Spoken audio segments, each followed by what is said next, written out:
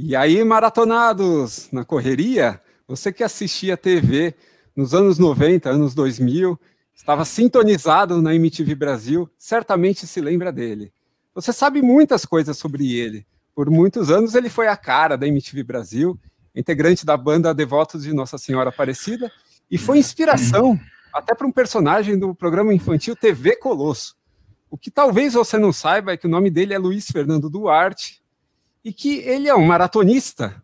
A gente está falando de Luiz Thunderbird. Seja muito bem-vindo ao Maratonado Podcast, Thunder. Tudo bem, amigos? É um prazer estar com vocês. Realmente você disse quase tudo aí. Quase. Quase tudo. Bom, como eu tinha te falado antes, cara, você marcou a minha geração, anos 90, você era um cara que tinha uma presença, a MTV representava muito, na época nós não tínhamos esse negócio tão fragmentado com redes sociais, então existia esse mainstream de canais de televisão. Você concorda com o que eu estou falando? Sim, na verdade sim. E assim, você parece ser um cara meio gaúcho, se não me engano. E assim, eu lembro que a MTV era muito forte em Porto Alegre e no Rio Grande do Sul. Então, assim, a MTV teve presente. Ela começou muito forte em São Paulo e Rio de Janeiro, e com o tempo ela foi abrindo suas filiais, Recife, Salvador, Porto Alegre, e a coisa foi ampliando muito, né? A MTV, no começo, realmente ela conseguiu chegar muito junto com a juventude, inclusive ultrapassando barreiras, né? Eu lembro que eu tinha fã-clube na Argentina, porque os argentinos, uruguaios, paraguaios pegavam a MTV Brasil via parabólica. E isso era uma coisa, assim não era oficial. As pessoas que tinham parabólica conseguiam pegar o sinal. E isso era muito louco, porque não existia MTV Internacional ainda. Mas eu acho que 3 anos depois. Eu acho que naquela época a gente tinha um sistema que se chamava UHF, se eu não me engano, que a MTV estava era isso. Era isso, a MTV estava num pedaço especial lá da televisão. Isso, era canal 32. Exatamente. Então, era TV de tubo ainda. Então, agora, só para entender, você assim, você é músico, antes de tudo, você é músico. Não, antes de tudo, eu sou dentista. Dentista. Verdade, você é dentista, cara. E trabalhou como dentista durante um período da sua vida. Sim, 5 anos. Mas era um bom dentista ou abandonou porque era um péssimo Excelente dentista, e eu só tinha um agravante. Eu queria ter uma banda o tempo todo, eu pensava na música. E daí, depois de 5 anos no consultório, eu resolvi ser honesto com a profissão e comigo mesmo. E daí fechei o consultório e fui cuidar do rock and roll. Lógico que idade que você tinha? E que idade você tinha quando você tomou essa decisão? Que idade que você tinha quando você tomou essa decisão? Foi em 87, eu tinha 26 anos de idade, já era um adulto. Não, tudo bem, mas com 26 anos você tomou uma decisão bastante importante que impacta não só você, mas impacta também toda aquela expectativa que a sua família tinha sobre você. É verdade, sim. Mas eu não era considerado tipo um menino Neymar aos 26 anos. Eu já era considerado um adulto responsável que tinha que trabalhar e pagar as suas contas. Então, foi difícil se me desfazer do consultório porque ali era uma fonte de renda. E o rock and roll alternativo, especialmente, não era uma fonte de renda. Então, rapidamente, eu tive que fazer um curso de redação publicitária e me tornei redator publicitário durante 3 anos antes de entrar na MTV. Então, o rock and roll não me sustentava. Entendi. Então, foi essa a tua passagem. Bom, primeiro a cena... Precisa comentar que a cena do rock and roll no Brasil era muito forte naquela época. Excelente. Muito. Inclusive, tinha um disco muito importante no Rio Grande do Sul, chamava Rock Grande do Sul, que nos trouxe The Fala, o Engenheiro da Bahia, TNT, Garotos da Rua. Cara, muita gente. Era foda. Foda. Mas a gente, quando fala dos anos 80, a gente pode ser taxado como saudosista, assim como a gente fala da a seleção. Gente tem memória, só isso. Eu acho que só memória, mas que o negócio era foda mesmo. Quem viveu sabia que era foda. Qualquer show, a gente tinha um lugar, a gente tinha um negócio chamado lá Araújo Viana, não sei se você teve em Porto Alegre, que é dentro de um parque, assim, era um lugar que faziam shows próximo à rua a Oswaldo Aranha, que era a cena ali do underground ali, de quem gostava de experimentar de tudo, e era um negócio muito louco mesmo naquela época, porque tudo corria muito solto, tudo com muita naturalidade, a gente tinha herdado aquela história a gente era a próxima geração que foi depois dos hippies, que eram Pode Crer, e a gente estava se fudendo pro Pode Crer, a gente queria esculhambar tudo mesmo. Era isso. Lá existia a Rádio Ipanema, que era muito importante, Rádio Ipanema, muito importante para o rock local e nacional. Os Rádio Ipanema tinha uma música que era uma vinheta na Rádio Ipanema. Então, eu não estou falando só dos anos 80, os anos 90 também foram muito importantes e essas rádios estavam sempre junto do rock and roll e ajudou muito. Exatamente. Eu tenho vários amigos que eram locutores da Rádio Ipanema. O Porã é muito amigo meu, não sei se você conhece o Porã, tem a Mary Mesari, incrível. A Mary Mesari, se não me engano, faleceu recentemente. Enfim, tem pessoas, muitas pessoas boas. A Kátia Suman, exatamente, cara. Então você conhece bem. Agora, entender o seguinte, quer dizer que você virou de músico, virou comunicador, um pouco por conta dessa história desse curso de redação? Não, na verdade não. O convite para entrar na mídia, para entrar na MTV, veio por causa da banda mesmo. Foi uma apresentação dos Devotos no programa TV da Tribo, do Tadeu Jungle. O pessoal que cuidava desse programa era o pessoal que estava já pensando numa MTV no Brasil.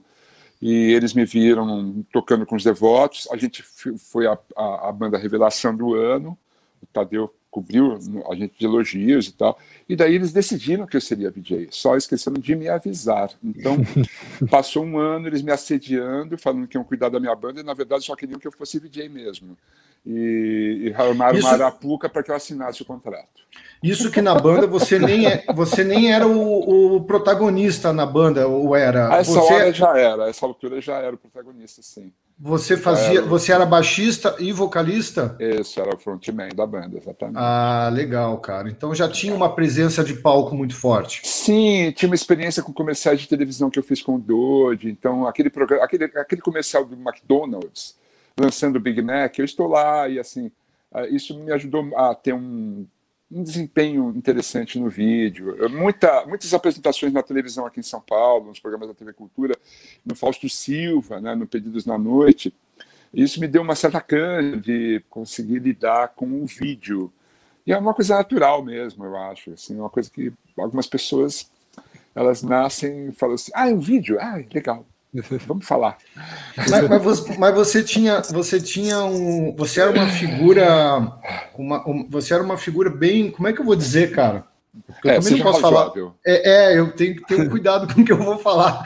Mas você era uma figura, sim, no mínimo meio pitoresca. Porque, no bom sentido, óbvio. No bom sentido, cara. Você tinha tinha um jeito de se expressar e tinha um time que era único. Eu nunca vi ninguém se expressar assim. E aquilo tornava uma coisa até meio engraçada, né? Conversava com a juventude daquela época, né? Não, cara, eu acho que o seu jeito, você tinha... E dava uma coisa meio... Como é que é? Mas eram as drogas, né? As drogas que me ajudavam muito em alguns momentos. Bom, já que você abordou esse assunto, acho que eu vou deixar o Andrei falar um pouco também. Vamos lá, Andrei. Sim, no meio dos anos 90, teve uma fase que você precisou começar a correr e praticar exercício físico por uma preocupação da sua saúde mesmo. O que estava acontecendo na sua vida naquela época? Como que a corrida chegou à sua vida? Você primeiro parou de fumar e depois começou a correr? Como foi toda essa fase sua? Bom, em 1997 as coisas estavam muito graves, assim, eu estava com um uso de drogas muito acentuado e isso ia acabar ocorrendo uma overdose, né? Então, assim, alguma coisa aconteceu, o destino quis que eu parasse de usar drogas e eu topei a parada.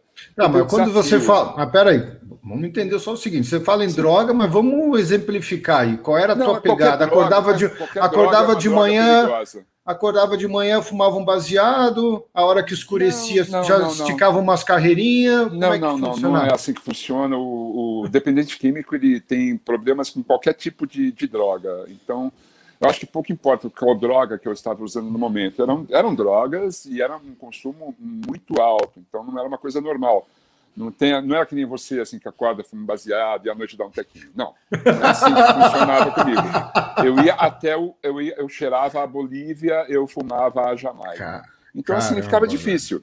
Mas daí eu resolvi dar um tempo com isso, um amigo me ajudou muito nisso, inclusive, e daí eu consegui parar, e quando parei, depois de um ano, que eu estava parado, completamente sóbrio, limpo, eu imaginei que assim, seria uma boa ideia parar de fumar, porque afinal de contas eu não ia morrer de overdose, mas ia morrer de câncer ou então enfisema pulmonar, não ia ter a menor graça.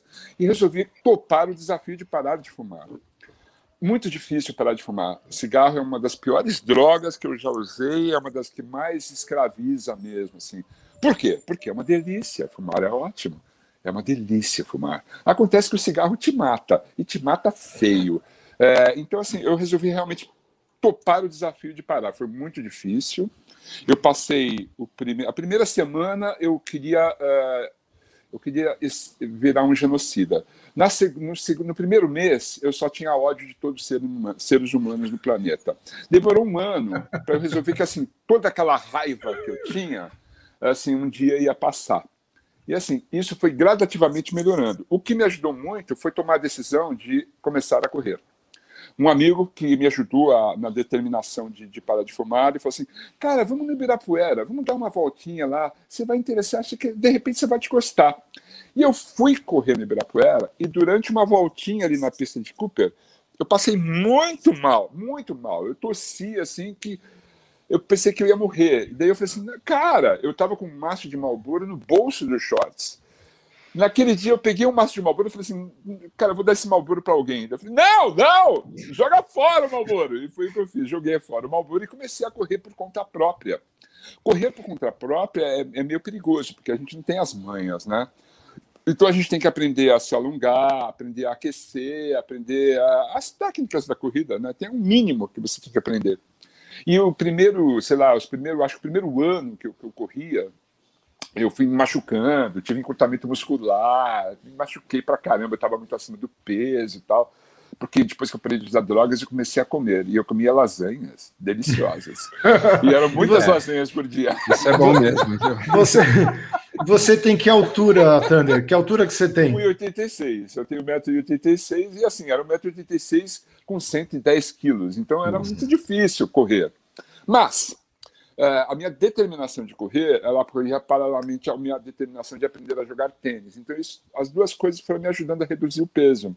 Era na época do Guga, né? Na época do Guga. Era na época do Guga. O Guga tinha sido campeão em Roland Garros pela primeira vez, em 87. 97, exatamente. Mas daí, eu depois de me machucar e falar assim, pô, eu quero... Sabe que correr é legal? Eu descobri que correr é muito legal. Por que você precisa de correr? Você precisa de um par de tênis. Então, assim, eu ia viajar com a MTV, a fazer o verão MTV e tal. Eu precisava levar a quadra? Não. Eu precisava levar um time? Não. Eu precisava de um par de tênis. Um short e uma camiseta. Era um esporte muito confortável e barato até. Então, assim, eu passei a usar isso como uma forma de me manter limpo, inclusive. Desde encontro com Marcos Paulo Reis, e ele meio que me adotou. Falou assim, Thunder, é o seguinte, vou te fazer correr, nem que seja a última coisa que eu faça nesta vida. E daí passei a treinar com o Marcos Paulo Reis. E aí tudo mudou, porque daí eu tinha um acompanhamento, né, de um cara foda, ele e a equipe, o Fábio Rosa, o Fabinho, o César, era uma turma assim foda, e o cara me botou para correr. Comecei a fazer as provas da Corpore, que é uma associação aqui em São Paulo. Não, na época era muito forte. Era muito forte, eu tenho dezenas de medalhas da Corpore. E você treinava... A maioria no Ibirapuera, né? Não, treinava no Ibirapuera e na USP também, aos sábados. Eu acordava, tipo, sei lá, 6 horas da manhã e ia pra USP todo sábado, cara. Aquilo era uma coisa muito louca, assim, as pessoas na MTV passaram a me chamar de VJ Forrest Gump, porque eu só sabia correr, cara. Mas eu queria te perguntar sobre isso, que você falou que você começou a viajar com a MTV para fazer alguns programas e tal. Sim. E essa mudança completa não só de comportamento, porque acaba mudando até a própria personalidade e o convívio social, como que foi encarado isso pelos teus colegas que estavam acostumados com o Thunder e de repente vem uma nova figura completamente algo renovado, atualizado e teoricamente na sua melhor versão? Ninguém na MTV praticava esporte ou corria ou fazia qualquer coisa. Assim. Então, ao se deparar com um novo Thunder, terminando de gravar o dia todo na praia e saindo para correr, assim, a surpresa era geral e o descrédito era enorme. Então, assim, algumas pessoas falam assim, ele não parou de usar droga não, ele está enganando a gente. Então, assim, ele sai correndo aqui e ele se esconde ali atrás daquele quarteirão.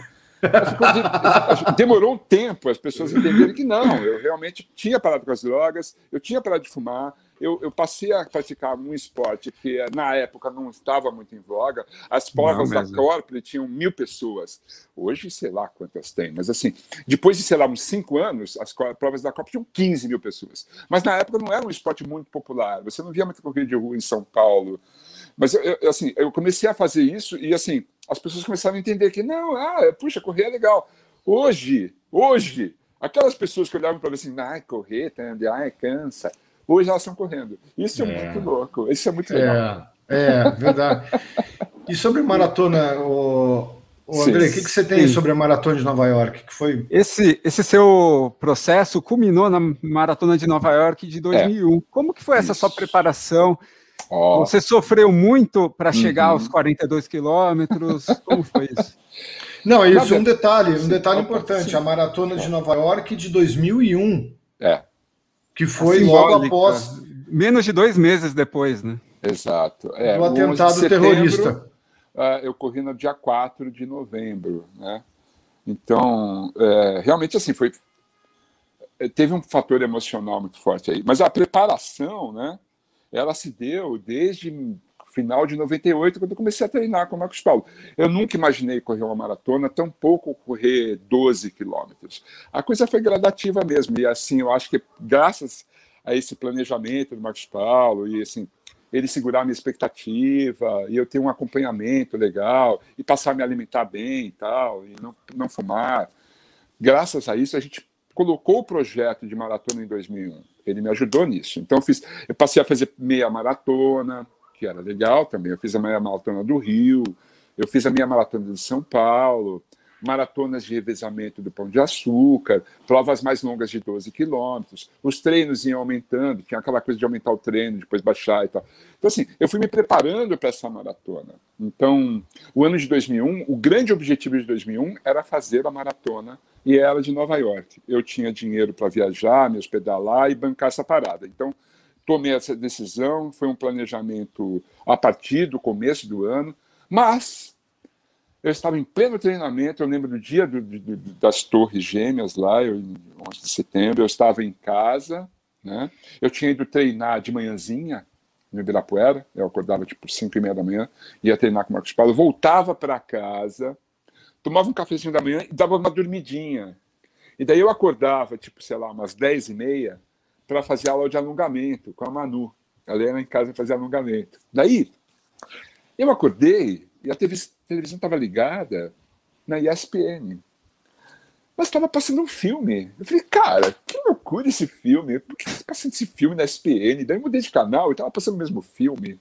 Daí eu comecei a mudar de canal, em todos os canais era o mesmo filme. Era uma torre pegando fogo. Daí, pum, o segundo avião. Daí eu falei, cara, o que está acontecendo? Daí era o atentado, velho. Cara, foi desesperador, assim. Daí a Manu chegou em casa, a gente ficou assistindo televisão, vendo aquela situação. Cara, muita coisa passando na minha cabeça, né? O terrorismo internacional, como isso era possível, está acontecendo. Eu estava com passagem comprada para ir para Nova York. O meu projeto de 3 anos de correr a maratona estava indo para o espaço. Muita gente na minha família e na MTV falou, você não vai viajar, você não vai para Nova York nessa situação. Eu falei, como não, cara? Você está louco? Lógico que eu vou. Não, você não pode ir, porque lá está perigoso. Eu falei, não, cara, esteve perigoso, já passou, e eu vou. E fui. Mas você foi mesmo com essa sua cara de terrorista? Não ficou preocupado? Não, na época eu não tinha esse cabelão desgrenhado. E a barba? Eu tô assim por causa da pandemia mesmo, né? Não, eu não falei nem pelo cabelo. Essa barba, se você botar um turbante não, na aí... Era só um cavanhaque, assim, não tinha barba, não tinha essa barba. Porque todo mundo não podia ter cara mais de terrorista nessa época, né? O Caetano Veloso, né? Que é muito parecido com o Obama, por exemplo, tem várias dificuldades. Até ele provar que ele era o Caetano. Ele fala sobre isso, inclusive, num dos livros dele, né? Mas aí você foi, então, para Nova York. Sim, e eu lembro que no dia da corrida, né?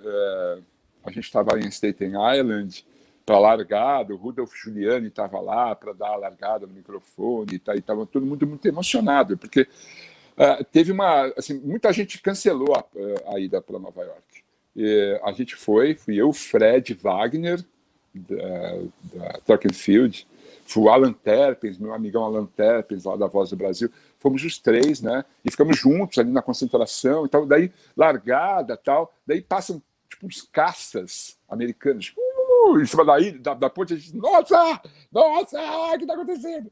Era só para fazer uma abertura. Uma abertura militar e, ao mesmo tempo, mostrar que o ambiente estava seguro e muito bem guardado. Muita gente chorando, né? Inclusive o Rudolf Giuliani, muita gente emocionada. E assim, o que me impressionou na Maratona de Nova York a cada milha tinha uma banda tocando. Isso foi muito legal. Nossa. Isso foi muito legal. Então, assim, são 26 milhas, não é isso? Cara, eram 26 bandas tocando no trajeto. Então, você nunca estava sozinho. E, assim, a população de Nova York deve ser como a população de São Paulo hoje. Porque na época que eu corri em São Paulo, as pessoas, no máximo, paravam e falavam assim, aí, você está correndo de quem? Então, assim, aí, ó, o primeiro lugar já chegou. Ó, você está correndo era assim devagar. Né? É um preconceito, né? Que é um lance de medo, né? As pessoas têm medo. Ele corre. Eu tenho medo de correr. Como ele está correndo? Como ele consegue? Enfim, acho que o brasileiro foi aprendendo que correr de rua era legal. Mas, na época, me surpreendeu a população de Nova York na rua e, assim, todo mundo assim, te empurrando para fazer a prova. Não o contrário. Eu estava com uma camiseta escrito Say Go Thunder. E as pessoas gritavam, Go Thunder, Go Thunder! As criancinhas com a mãozinha para bater a mãozinha. Era uma coisa maravilhosa. Então, assim, não havia a menor chance de você desistir de completar a prova. Como eu fiz um planejamento de fazer em 6x1, eu fiz a prova a 6x1 religiosamente. Assim, o Marcos Paulo falou assim, Tanger, se você fizer que nem eu estou falando, você vai terminar esta prova bem, hein? E eu fiz. Tanto que quando eu cheguei no quilômetro 30, que é aquela barreira do quilômetro 30, né? Mitológica. A gente come a batata, né? A batata com sal. E estava lá o César para dar as batatas para o pessoal da equipe do Marcos Paulo. Eu comi a batata, encontrei a Didi Wagner. Ela falou, Go Thunder! Eu falei, tá bom, e fui. Quando eu cheguei no parque, né? No Central Park, que é o final da prova, eu lembro que eu não estava entendendo onde eu estava. Eu já estava tão louco, cara. Tão desbaratinado. Eu estava maluco, né, cara? Eu estava correndo já há 4 horas. E daí, assim, eu olhei para um gringo e falei assim, cara, aqui é o Central Park? Ele falou assim, Eu falei assim, então a gente está chegando? Ele assim, tô. A gente tá. Eu falei, cara, eu estou muito bem. Eu comecei a acelerar, velho. Eu entrei cantando pneu no Central Park e berrando, assim, eu estava com muita energia. Eu terminei a prova muito, muito bem, cara. Foi sensacional. Excepcional. E eu fiz a 4 horas e meia a prova e foi tudo bem. Era o que eu queria ter feito mesmo. E estava inteiro, né? Estava inteiro. Inteiraço, e acelerando. Eu acelerei, cara. Foi muito. Caramba. E na hora que terminou, assim, como que você reagiu? Sabe, assim, eu sei que vocês dois usaram muitas drogas também, tiveram aquele barato das drogas, assim. O barato é muito parecido. Quando você termina uma maratona, você sente um lance, assim, uma endorfina que só quem faz uma prova de longa distância sente, assim. Ultimamente eu tenho pedalado muito, então eu faço, sei lá, às vezes eu faço 100 quilômetros. Quando eu termino esses 100 quilômetros, cara, vem um lance, uma satisfação, assim, que é viciante, inclusive, né, cara? E quando eu terminei essa maratona, eu tava muito feliz, assim, era uma felicidade, cara, e as pessoas me tratando muito bem ali, sabe? Dando a mantinha e tal, e botando a medalha, parecia muito ali. Mas se você pensar nessa maratona em especial, uma maratona já tem vários ingredientes que despertam o seu emocional, mas essa em especial tinham ingredientes de sobra. Você tinha acabado de acontecer o atentado, você estava pela primeira vez na maratona de Nova York. Isso. Você estava talvez na sua primeira maratona, não sei? Primeira maratona. Foi a única. A única. Então você tem uma expectativa de fazer uma jornada desconhecida para você. Então, será que essa jornada eu vou chegar até o fim? E como será que eu vou chegar? E todos esses questionamentos, você fica 4 horas se questionando e você chegar no final e, culminar assim com algo que foi perfeito, né, cara? Sobrou energia. Sabe uma coisa curiosa que aconteceu durante a maratona é que, assim, você tem aquela preocupação, né, de tomar... De se alimentar durante a maratona, você tem que se alimentar, então você leva uma barrinha, você leva o gel, né? Gel encarbonado. Não é álcool gel. Não, álcool gel nessa época eu não usava ainda. Ultimamente eu tenho usado muito, inclusive nas pedaladas, sabia? Tem que pedalar com álcool. E eu corro de máscara, tá? Quando eu vou pedalar, eu pedalo de máscara. Enfim, voltando aqui à nossa maratona, chegou um momento, eu estava me hidratando muito, os caras falavam, você tem que se hidratar, Eu acho que chegou um momento ali, tipo no quilômetro 25, talvez. Eu falei, puta, eu preciso urinar, né, bicho? E agora? Não tinha banheiro público. E eu falei assim, olha, no Brasil, a gente vai ali no muro e faz um xixi legal. Em Nova York, eu sei que isso é crime e é grave. O que eu vou fazer, cara? E eu passava, e assim, com vontade de... E assim, ninguém na rua... Não tinha o menor sinal, assim, de que, é ali, tem alguém ali e tal.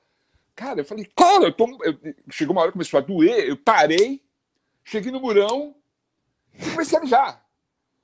Quando eu fiz isso, começou a chegar um monte de gente fazendo a mesma coisa. Precisava de um brasileiro para tomar a iniciativa e para abrir a porteira. Fui o cara que começou a fazer isso. Fantástico. E ainda bem, porque eu não ia conseguir terminar, né? Tava doendo muito já. E eu não sabia onde fazer, não tinha banheiro químico e tal. Fui lá e iniciei um movimento. Legal, a gente estava falando sobre a Maratona de Nova York. Eu acredito que a próxima São Silvestre vai ter o mesmo efeito que a Maratona de Nova York de 2001 teve sobre as pessoas, porque a gente está tão preso. Imagina a próxima São Silvestre, qual vai ser a sensação de libertação que a gente vai sentir? As pessoas na rua também, né, de poder correr. A próxima São Silvestre vai ser a prova mais marcante da história do Brasil, como foi, talvez, a Maratona de Nova York em 2001, né? Como vai ser qualquer maratona no mundo todo, né? Qualquer reunião esportiva, popular, que as pessoas vão poder chegar e fazer essa prova. Você falou em São Silvestre, a gente super enaltece o lance da maratona, mas a São Silvestre, para mim, é uma das provas mais importantes que eu já fiz. Assim, a primeira São Silvestre eu nunca vou esquecer. Quando foi? Em 1999, eu acho. Acho que foi 99. 99 ou 98. Acho que foi 99. Ela era ainda à meia-noite ou já estava de manhã? Não, já era de dia. Era tarde. Eu lembro que a gente fez um treinamento. Então, uma semana antes, eu e o pessoal do Marcos Paulo, a gente foi fazer o circuito da maratona, da São Silvestre, para ver se a gente conseguia fazer, porque tinha um mito da subida da Brigadeiro. E assim, eu tinha muito medo da Brigadeiro. Eu não vou conseguir subir. Eu vou chegar na Brigadeiro e vou quebrar. Eu não vou conseguir. E, na verdade, realmente, é um mito que, assim, que é fácil de quebrar. Né? Se você tiver treinado, você consegue subir. Então, assim, eu lembro que a primeira São Silvestre foi uma coisa que marcou muito para mim. E daí eu não conseguia mais parar de fazer São Silvestre. Eu fiz várias São Silvestre. E daí passou a ser um ritual de final de ano, onde eu deixava um demônio em cada esquina, sabe assim? Eu ia me livrando dos barulhos, dos problemas que eu tinha passado, ia me limpando, e quando eu chegava no final ali na Paulista, eu estava pronto para o Réveillon, sabe assim?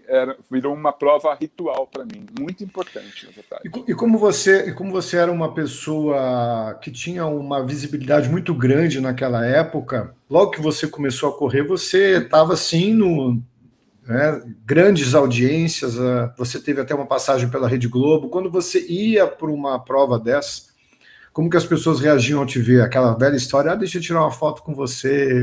Naquela época não era selfie, né? Era um autógrafo. Não era selfie. Não tinha selfie. Não tinha selfie, verdade, cara. Não tinha selfie. Os mal tinham câmera. Mas assim, as pessoas reconheciam e assim, muitas vezes se surpreendiam de me ver correndo, né? E daí, assim, aos poucos, como eu sempre ia a público e divulgava o fato de que eu corria, de que correr era muito bom. Eu lembro no programa da Marília Gabriela, quando eu fiz, o meu convidado foi o Marcos Paulo, e a gente falou durante alguns minutos sobre corrida de rua. Eu passei a ser um defensor dessa modalidade. Então as pessoas sacaram que eu corria. Então, assim, às vezes me encontravam e assim, me davam uns parabéns e tal. Algumas pessoas me falando, começaram a correr depois de me ver falando sobre isso. Então, isso é uma coisa que reforçava ainda mais a minha vontade de continuar correndo, né? E como você fez essa transição para o ciclismo? O que deu na sua cabeça para você mudar de modalidade? Em 2003, acho que foi 2003, eu fiz uma prova de multimodal, assim, em Brotas. Então tinha natação, corrida, escalada, rapel e bicicleta. E terminava a prova com a bicicleta. E foi na hora da bicicleta, cara, cara, eu mandei brasa, assim, eu deixei muita gente eu me dei muito bem, eu pedalava desde criança, mas assim, há muito tempo eu não estava pedalando, sabe? Era uma coisa tipo assim, vou até na padaria. Não. Daí eu percebi que assim, a minha condição física estava muito boa, e em cima da bicicleta eu me virei muito bem. E assim, daí eu falei, cara, eu vou começar a treinar as duas coisas. Comecei a treinar na USP, inclusive. Mas não durou muito tempo, não, sabe? Depois de um tempo eu fiquei só na corrida. Foi quando eu parei de correr, foi em 2009, e voltei a fumar, inclusive. Sabe aquele casamento que a gente destruiu, e assim, não deu certo, daí a separação, e aquela tristeza e tal? Eu voltei a fumar e parei de correr. Daí foram uns momentos ali que eu falei, putz, que droga de vida, fiquei mal, assim. Rapidamente eu voltei a misturar a corrida com a bicicleta, eu voltei a pedalar. Foi o surgimento das Fumando, é. As primeiras ciclofaixas em São Paulo aconteceram em 2010. Eu ganhei uma bicicleta da Caloi, comecei a pedalar com a bicicleta nova. Daí comecei a pedalar, velho.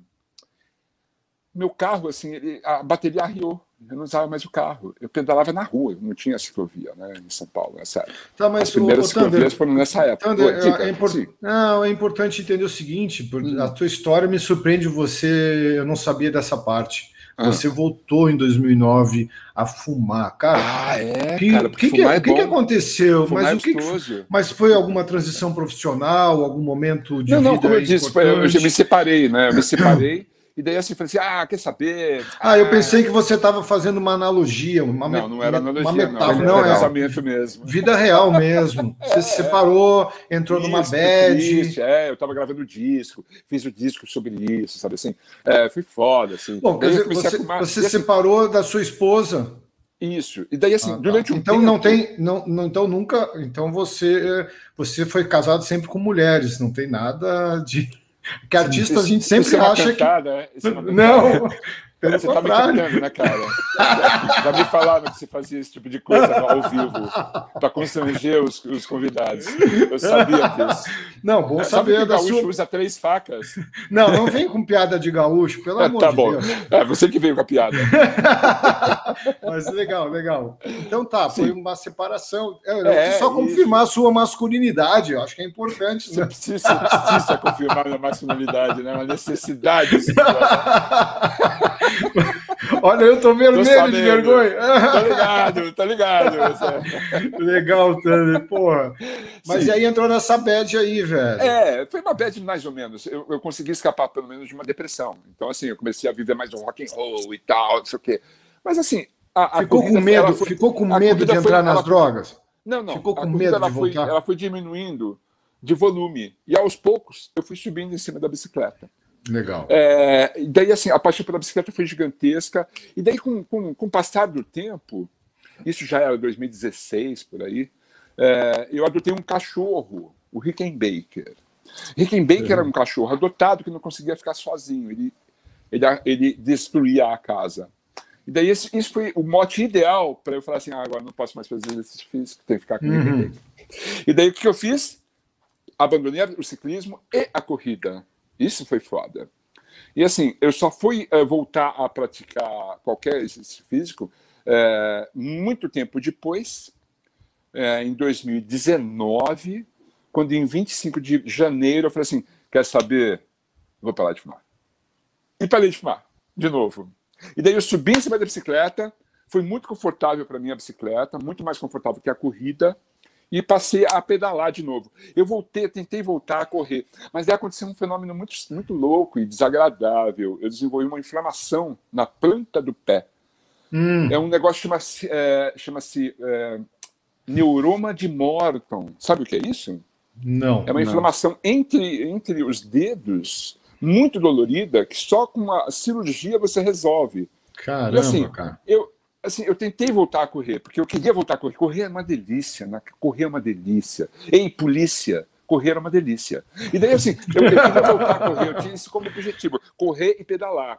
Mas daí, por causa dessa lesão, eu não consegui. E daí eu falei assim, eu vou ter que resolver. Comecei a fazer fisioterapia, medicação, para voltar a correr. O objetivo era voltar a correr. E daí veio o quê? Senhoras e senhores? Pandemia. A pandemia. E daí abandonei todo esse projeto, não conseguia mais fazer a minha fisioterapia, comecei a fazer pilates, tudo para resolver esse problema e voltar a correr. Não consegui. Espero que um dia isso passe e eu volte ao projeto corrida, porque é um dos esportes mais salutares, confortáveis, prazerosos e baratos que eu conheço. Sim, mas você abriu aí um caminho de 2009, aí você já estamos em 2020, quando começou a pandemia. Estamos em 2021. Mas, quando começou a pandemia em 2020, você nesse trajeto, você pedalou o tempo inteiro? Logo que você parou de fumar em 25 de janeiro de 2010? De 2019. Você ficou esse tempo todo fumando de novo? Você ficou 9 anos fumando? Fiquei, cara. E aí, você vai me condenar? Porra, que decepção. Desculpa aí, velho. A vida é assim. Caramba, que legal, cara. Não, legal que eu parei, né? Você legal teve altos e baixos e todos eles... Força de vontade para quando você pensou, eu quero parar... Eu acho que esse cachorro não me morde de novo, sabe? Eu acho que agora eu aprendi que realmente o cigarro é muito difícil. Quando eu escrevi essa biografia aqui, aliás, está aqui a biografia... Lançada no ano passado pela... Exatamente. Foi lançada no ano passado pela Globo Livros. E aqui tem alguns relatos, né? Inclusive, todos os relatos que a gente fez aqui hoje, tem aqui o livro de fotos, ó. Tem a foto aqui, ó, de eu correndo a maratona de Nova York aqui, eu correndo a prova da Ilha Bela. Já fez essa prova da Ilha Bela? Ilha Bela ou a volta da ilha em Floripa? Eu fiz as duas. Fez as duas. Caramba. Ilha Bela é 105 quilômetros e a ilha de Florianópolis é 155 quilômetros, não é isso? Sim. Mas isso é dividido em dias. Dividido em quantos dias? Não, é revezamento. Vai um carro e você vai trocando. 9 horas de prova, eu acho. Você escolhe seus trechos junto com seus amigos e vai cada um correndo um trecho. É uma prova muito forte. 5 horas da manhã, 7 da noite você chega e aí come uma pizza inteira. E comemora várias lasanhas, né? Várias lasanhas. E a volta da ilha de Florianópolis é uma prova que não tinha vaga, você tinha que entrar no sorteio, era uma coisa difícil. Muito bonito. Um volume muito grande de interesse. Às vezes você pega um vento contra ali que machuca. Bom, mas você conhecia... Na Joaquina é difícil também por causa da areia fofa. Mas você conhecia bem a ilha, já tinha trabalhado por lá, já passava bem, então para você era legal também, porque você tinha um conhecimento ali geográfico. Mas o lance da prova de revezamento é que você forma uma equipe e assim, é muito legal correr em equipe também. Eu fiz essas 4 provas. Não, fiz também a maratona de Pão de Açúcar. São Paulo, fiz Pão de Açúcar, vezes. É muito legal fazer esse tipo de prova. É legal porque você entra num desafio em grupo, onde você se preocupa com o seu colega, se ele está indo bem, você dá aquele apoio. Esse negócio realmente é legal. É muito bacana. Deixa eu te falar uma coisa. Mostra seu livro de novo aí, a capa dele. Eu sou fascinado por capa de livro. Você sabe que hoje eu compro o livro e eu não leio, mas eu gosto de ter o livro. E essa sua capa, meu velho, eu vou falar. Quem que fez? Olha, foi, linda. Você vai dar crédito aí pro fotógrafo, porque o cara mandou muito bem. Quem que é a foto? Eu vou descobrir o nome dele aqui. Ele é muito bom mesmo, viu, cara? Cara, ficou. O Cauê Moreno. Cauê Moreno fez a foto. A ideia foi do Guilherme Samora, que era o meu editor lá na Globo Livros. Ele brigou comigo por causa dessa capa. Eu queria uma foto mais careta. Ele falou: não! você é um cara legal, um cara louco. Daí na contracapa tem eu e os dois Rickenbackers, o baixo e o cachorro. Que lindo. Eu estava curioso, o Rickenbacker é a marca de um baixo? De um baixo, de uma guitarra. O primeiro instrumento elétrico inventado é um Rickenbacker, né? Um banjo elétrico Rickenbacker. Quer dizer que depois de um tempo você abandonou seu Rickenbacker em casa, deixou ele destruindo a casa e foi pedalar? Não, ele aprendeu que eu ia voltar. Esse é o segredo do cara. E ele está aí com você agora? Aliás, cadê o Rickenbacker? Está aqui, ó. Olha aqui, ó. Adotei. Essa é a camiseta que eu ganhei do instituto onde eu adotei o Rickenbacker, que é o Instituto da Luísa Mel. Você deve saber quem é. E ela é uma pessoa que, além de adepta do veganismo, tem essa ONG que recolhe os cachorros para adoção. E isso foi muito legal. Assim, foi. Mas você falou do veganismo por acaso ou você também é vegano? Eu não sou vegano, mas acho demais, eu acho sensacional. Um dia, quem sabe, eu consigo. Eu tenho um bloqueio com o veganismo por causa de uns prazeres. O queijo. Da carne. A lasanha. A lasanha. O queijo, cara. O queijo, a pizza, né, de 4 queijos. Nossa, bicho. Mas um dia eu chego lá, porque eu acho muito bonito. Né, só que quando você for vegano, você tem que ter muito cuidado, porque qualquer escorregão você está infringindo as regras do veganismo, que são muito rígidas. Você não pode usar um esmalte de unha, tem que ter um cuidado.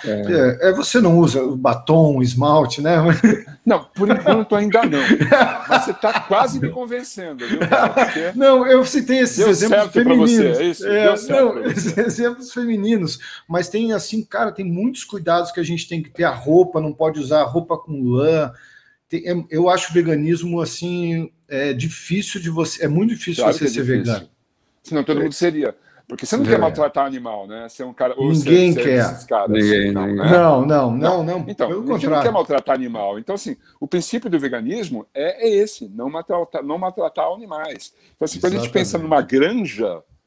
E como vivem aqueles animais na granja, é uma coisa cruel pra cacete. Crueldade demais, A morte do porco é uma coisa horrível. Quem já assistiu.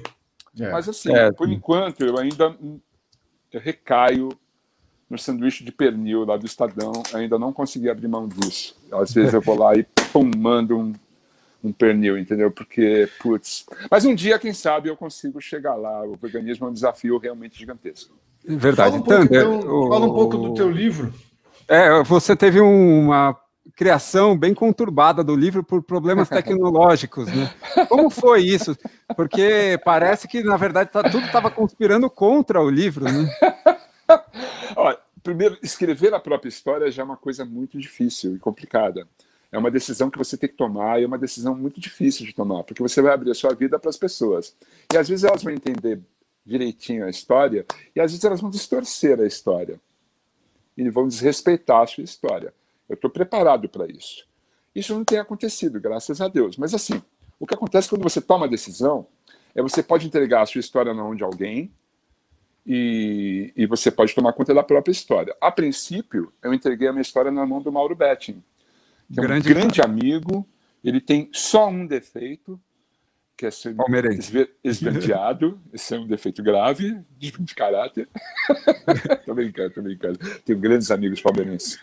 Inclusive, moro num bairro palmeirense. O fato é que, quando eu entreguei isso na mão do Mauro Betti, a gente começou a fazer entrevistas e a gente caminhou sobre essas entrevistas. Quando a gente estava terminando o livro, isso já era 2015, eu acho, 16, ele perdeu todos os áudios. E daí eu falei, nossa, Mauro, que legal. Daí o que eu fiz? Já que é assim, eu vou escrever. E passei eu a escrever o livro. Tudo de novo, desde a infância, as primeiras reminiscências. E assim, eu estava quase terminando o livro, eu perdi o meu computador com todas as minhas fotos, músicas arquivadas dos devotos, arquivos e o livro que eu estava escrevendo no computador. E passei a escrever tudo de novo. Então foram 3 super maratonas. Quando eu terminei de escrever o livro, mandei para revisão. E aí o livro voltou à revisão e eu revi a revisão. E tive que corrigir a revisão. Depois que entreguei o livro e finalmente ele foi para o prelo, isso foi em, agosto, setembro de 2019, é isso? Eu entreguei o livro para a editora, então vamos fazer, vamos. Daí ele só foi direto para a gráfica em fevereiro. Muita coisa aconteceu nesse espaço. Eu falei, não, vou escrever de novo. E fui lá escrever mais um capítulo para completar a saga, até a hora que eu entreguei o livro. Então, assim, foi difícil? Foi. Foi legal? Foi muito legal. E eu recomendo a vocês dois que um dia escrevam a própria história. Vocês vão entender muita coisa de si mesmos. Como é que vocês chegaram onde estão e por que chegaram? Uma terapia. É muito terapêutico, é muito interessante, é muito mais barato do que 55 anos de psicanálise. Que às vezes não funciona. Cara, então você... Eu recomendo escrever a própria história. Tá? Então o resultado final é que o autor do livro, a sua biografia foi escrita por você, não é uma autobiografia, exatamente. É uma autobiografia. O Mauro Betti, ele participa do livro, ele faz as introduções de todos os capítulos com texto, e o Leandro Yamin fez as entrevistas com os citados. Todos os citados que toparam da entrevista têm aspa deles aqui no livro. Legal. Foi também fundamental para essa... E você conta no livro a saga que foi escrever o livro, ou isso fica de fora? Não, eu acho que durante o período que eu estava escrevendo, eu comentava algumas situações, tipo assim, será que eu vou admitir que eu dei essa mancada? Vou. E coloco isso no livro. Legal. E você acha que depois de ter perdido inicialmente os áudios, depois, caramba, você teve uma força de vontade, podia ter desistido, quer saber, não era para ser mesmo, não, eu quero escrever essa porra. E aí você foi lá e começou a escrever, e de novo você perdeu tudo, e não só os textos, como você perdeu as fotos. Uhum. E mesmo assim, você teimoso, porque você deve ser um cara teimoso pra caramba, você Quem foi lá e teimoso. Teimoso. A primeira prova da Corpore foi de 8 quilômetros. A primeira prova, a primeira medalha que eu ganhei. 8 quilômetros. E eu estava com um encurtamento isquiotibial. Sabe o que é isso? Sei o que é. É terrível. É no cantinho do joelho. Do lado direito, né? Assim, do lado direito. Do lado externo, né? É o trato iliotibial. Cara, é terrível a dor. Assim. Eu fiz um tratamento antes da prova com uma acupuntura. Foi foda. E durante a prova, depois de, 4 quilômetros, começa. Exatamente. Daí começou a doer muito. Daí eu estava assim no 6º quilômetro, estava doendo pra caralho. Eu terminei essa prova me arrastando, mas eu terminei essa prova, velho. Eu tive essa lesão. Eu sou perseverante, cara. Isso aí. Mas eu queria saber de você o seguinte: em algum momento, hoje, você pensa que essa versão que você fez, que é a terceira, com um extra ainda que você adicionou para os últimos capítulos, será que é a melhor versão mesmo? Ou seria aquela do Betting, ou a segunda que você perdeu? Não, essa foi a melhor versão. Eu pude me corrigindo e pude depurando e apurando os fatos melhor. Então, foi a melhor versão mesmo, você verá no volume 2 da biografia, né? Cara, que legal, porque então foi uma evolução, cara. Tipo assim, que bom que eu perdi os áudios, que bom que eu perdi o computador. Só as imagens. Bom caralho, porque foi foda, foi terrível. Mas acabou acontecendo e a gente tem que lidar com as dificuldades. Então, assim, você está fazendo uma prova, cara, eu uso óculos, né? Eu não estou de óculos agora, mas eu uso óculos. Quantas provas eu fiz que eu estava fazendo a prova e começou a chover?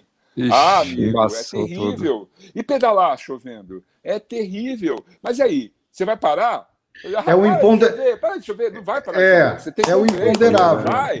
É o imponderável, né, Thunder? A gente tem que entrar numa prova sempre com um plano A, um plano B, um plano C, e a gente vai refazendo nossos planos, né? É isso, lógico. A corrida tem isso, muito essa metáfora relacionada ao mundo real, à vida real. Tem mesmo. Thunder, você tá com um canal no YouTube, o Music Thunder Vision. Pode falar um pouco mais sobre o seu canal, como são os conteúdos, o que você pode dizer sobre essa experiência, né? Porque dizem que a MTV era um embrião do que se tornou o YouTube. Você concorda com essa visão? Sim, eu acho que assim, inclusive muitos youtubers famosos queriam ter sido VJs. É que não houve tempo para eles. E alguns youtubers famosos viraram VJs. Mari Moon, PC Siqueira, Alguns youtubers foram do YouTube para a televisão, depois voltaram para o YouTube de novo. Eu fiz os 3 caminhos. Eu saí da televisão e fui para a internet algumas vezes. Depois eu finalmente montei meu canal no YouTube. A gente completou agora 80 mil inscritos. Estamos muito felizes com isso. E mais felizes ainda porque, desde o ano passado, o meu programa de YouTube foi comprado por uma emissora de televisão. Então, o meu programa de YouTube passa na TVT e na TV da Bahia. Então, eu fiz o caminho de sair da televisão para ir para o YouTube e do YouTube voltei para a TV. Isso é muito louco, cara. Mas então você tem uma produção profissional para esse programa? Sim, na verdade sim. A Latitude Filmes é a minha parceira nisso. E daí a gente usa todo o equipamento da Latitude e consegue fazer uma edição bacana, e daí o programa tem qualidade para ir para as emissoras de televisão. Então, é um fato muito interessante porque, ainda mais agora durante a pandemia, né, eu consigo concentrar esportes com pouca equipe, ou seja, eu tenho um editor e um câmera, e os dois me ajudam a fazer tudo isso. Então, assim, isso é uma mão na roda nessa hora, né? Se eu tivesse que fazer essa produção na televisão, ia ser bem complicado. Eu tenho alguns amigos que trabalham na TV e, assim, alguns amigos se contaminaram por causa da ida deles até o estúdio. Isso é terrível. E o tema, o que você quer? O Andrei desligou a TV lá atrás? Andrei, acho que... qual é o tema que você trata no seu programa e que duração que ele tem? Bom, o Music Television, se você pegar, tipo, é a minha MTV, né? Então, assim, eu não me conformo da MTV, da nova MTV, não falar sobre música, porque tem um M ali, tem um porquê daquele M, chama música. E, assim, eu sinto falta disso. Então, eu tinha que continuar falando sobre música e o canal do YouTube foi o momento ideal para fazer isso. O nome Music Thunder Vision, MTV, tem um propósito ali, né? De falar, pessoal, olha, se vocês não são órfãos, pode vir no meu canal que a gente vai falar de música. E é de música que eu falo no Music Thunder Vision. Eu tenho o meu podcast, que é o Thunder Radio Show. Ali eu entrevisto músicos, artistas em geral, políticos, o que for. Ali é um talk show mesmo, que é às terças-feiras, às 9h. Depois, durante a pandemia, a minha produtora de podcasts parou. Eu passei a fazer esse podcast nas lives do Instagram. Então, toda terça-feira tem um convidado conversando comigo às 9h. E é isso que eu tenho feito. Estou fazendo um novo podcast, que é o Thunderamas, com o pessoal dos Autoramas, a banda de rock. A gente está parado, porque meus 2 amiguinhos, a Érica e o Gabriel, estavam fazendo um trampo na TV e se contaminaram. Então, eles estão convalescentes, está tudo bem com eles, graças a Deus. A última notícia que eu tive é que eles estavam se recuperando muito bem. Mas é basicamente isso. Eu tenho pedalado como se não houvesse amanhã. Eu virei o Forrest Gump da bicicleta. Então, eu saio pedalando e trago os amigos. Você vai sozinho ou vai em grupo? Porque eu, baixista, e mais 4 bateristas. Então, isso é uma coisa louca. Toda quarta, sexta e domingo é oficial. E outros dias não oficial. Então, a gente faz pedais ordinários e extraordinários. Que legal. Antes da nossa última pergunta, eu gostaria de apresentar minha camiseta. Como em todo programa, é uma camiseta de corrida. Essa da corrida Onde Está o Oli, realizada no Parque Vila Lobos em 2019. Foi uma corrida temática com o gorro, com os óculos. E a pergunta final é: o que te deixa maratonado, Thunder? Eu acho que é o desafio de completar uma tarefa difícil, que você sabe que é capaz, dá um medo, você vai lá e consegue. Isso é muito único de quem se propõe a uma maratona, seja ela de corrida, de bicicleta. Só queria chamar a atenção para as pessoas que praticam esportes, que a gente está passando por um momento difícil, né? Então, assim, quando a gente sabe que tem 3 mil mortos em 24 horas, é uma coisa muito grave. E as pessoas precisam entender que, assim, elas precisam se precaver, se proteger e proteger o próximo. A melhor maneira de fazer isso é evitar aglomerações. A gente tem feito isso. Mas, eventualmente, a gente não vai parar de correr, a gente vai correr. A gente vai correr ou vai pedalar. E, sim, procure usar máscara. Ah, mas cai o rendimento. Mas vale a pena. E a gente se acostuma a ela. Vai passar, isso vai passar. E você vai poder correr de novo sem máscara. Mas tenta usar máscara. Vai ser bom para você e para quem tiver à sua volta. Ah, mas eu já peguei a coisa. Mas você pode transmitir. Ah, mas assim... pegar de novo tenho também. Saúde boa. Tá, mas quem está do seu lado pode não ter.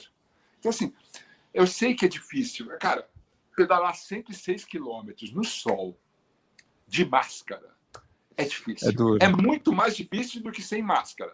Mas eu acho que vale a pena. Agora, todo mundo sabe que isso é uma coisa, é uma postura, é individual. Se você quer pedalar ou correr sem máscara, tudo bem, vai lá. Cara, muito legal. É melhor que você usasse máscara. Muito legal essa sua preocupação em falar disso, né, cara? Porque é uma questão realmente de consciência e preocupação muito mais do que individual, mas uma preocupação coletiva. Claro, e a gente, o ser humano, ele é muito altruísta e sempre se acha com poderes acima dos outros, e a gente esquece que a gente vive numa sociedade com pessoas. Legal, cara. Puta mensagem. Muito legal. Bela mensagem para encerrar. Muito obrigado, Thunder. Foi um papo maravilhoso. Nossa, foi mais que uma maratona, foi uma ultramaratona aqui, maratonada. E a gente agradece muito a sua atenção. Rafael, obrigado. Agradeço, Thunder, a sua generosidade em falar com a gente, cara. Porra, muito legal ter esse contato contigo, um cara que eu já falei no início, que marcou a minha geração.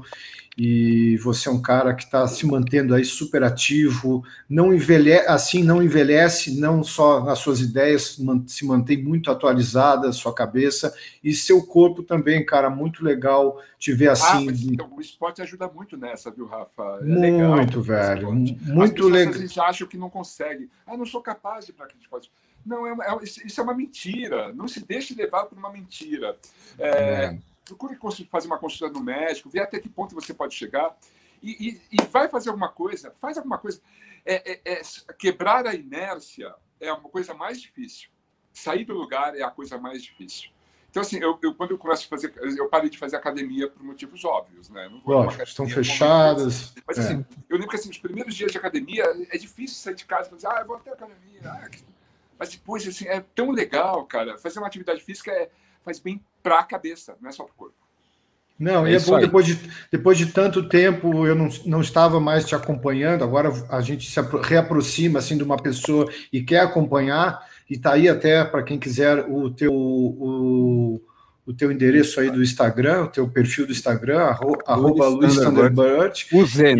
Eu já vou desligar aqui, já vou te seguir, porque é muito legal te ver assim, no melhor momento da sua vida.